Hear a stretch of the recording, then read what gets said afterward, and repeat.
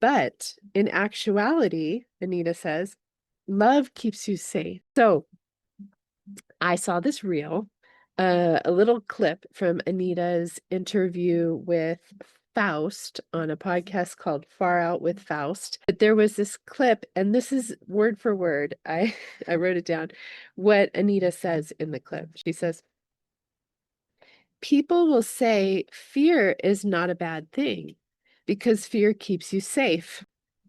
But in actuality, Anita says, love keeps you safe. Love keeps you safe, not fear. Fear reduces your energy. Love expands your energy. When you have, she said, an experience like mine, an NDE, you realize that your non-physical self is actually what is driving your experience. And so you start to take more care of your non-physical self. And you realize that the more you can expand your non-physical self, the safer you are.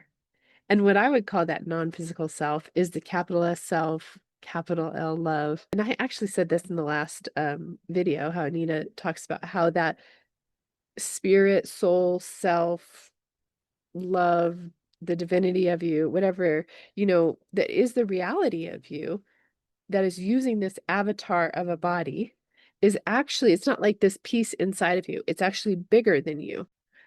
It surrounds you and encapsulates you, which I loved when she said that, because I often will lead people in that exercise of imagining that you're in this bubble of light that is pure love, and that is the truth, that is the reality. And when we let that guide us, it's a totally different experience. So we begin to see with eyes of love, we see love everywhere. We see beauty everywhere. We see miracle everywhere. But if we begin to filter through love, we begin to see love everywhere.